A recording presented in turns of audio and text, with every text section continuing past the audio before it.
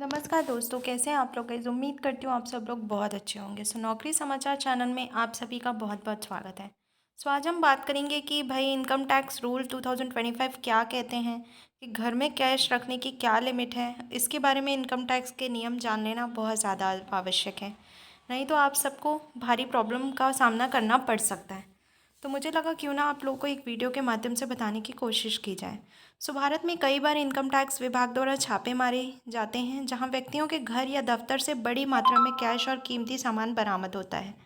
इन छापों में कैश को जब्त किया जाता है और कई बार व्यक्ति को गिरफ्तार भी किया जाता है।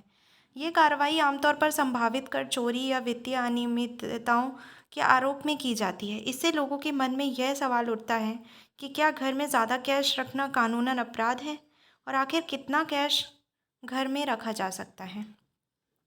इस बारे में टैक्स और कानूनी एक्सपर्ट्स का कहना है कि घर में कितना कैश रखा जा सकता है, इसकी कोई लिमिट इनकम टैक्स डिपार्टमेंट ने तय नहीं की है। यानी आप घर में कोई भी अमाउंट कैश रख सकते हैं, बस ये ज़रूरी है कि वह पैसा वैलिड सोर्स से हो या आपकी इनकम टैक्स रिटर्न में बताया गया हो। कैश का सोर्स बताना ज़रूरी। इनकम टैक्स अधिनियम की धारा 68 से 69B तक बिना सोर्स वाली इनकम को लेकर प्रावधान है। अगर आप कैश का सोर्स नहीं बता पाए तो उसे बिना सोर्स वाली इनकम माना जाएगा और उस पर भारी टैक्स और जुर्माना लग सकता है। टैक्स रिटर्न और रिकॉर्ड में हो जानकारी। कानून कैश रखने की अधिकतम लिमिट के बारे में कुछ सीधे तौर पर नहीं कहा गया है, लेकिन अगर किसी के पास ज़रूरत से ज़्यादा कैश हो और उसका सोर्स साफ ना हो तो शक होना तय है। किसी भी जांच की स्थिति में आपको हर एक रुपए के सोर्स को साबित करना होगा कि वह वैलिड है और आपने उसे अपने टैक्स रिटर्न और अकाउंट्स में दर्ज किया है। 78% तक टैक्स और जुर्माना।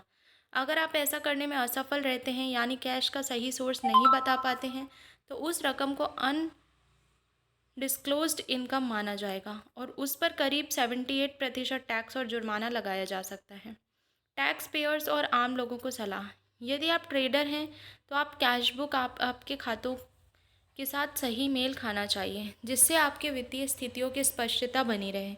यदि ट्रेडर नहीं है तो भी आपको नकदी के स्रोत का स्पष्ट विवरण देना आवश्यक है। नकदी रखने में डरने की आवश्यकता नहीं है, बस ये सुनिश्चित करें कि वह पैसा ईमानदारी से कमाया गया है।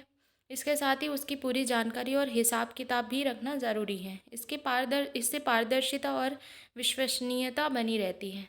सो भाई, कोई लिमिट नहीं है पैसे रखने की, बस हाँ, आपको जो वैलिड सोर्स है उस वो आपको पता होना चाहिए और आपने सही तरीके से उस पैसे को कमाया है। कोई फ्रॉडुलेंट एक्टिविटीज़ नहीं हुई हैं, कहीं से आपने चोरी या ये सब नहीं किया है। ये अपडेट था जो निकल कर सामने आ रहा था, एंड आई होप गाइस कि ये वीडियो आप सभी के लिए इम्पोर्टेंट रही होगी। जय हिंद, जय भारत।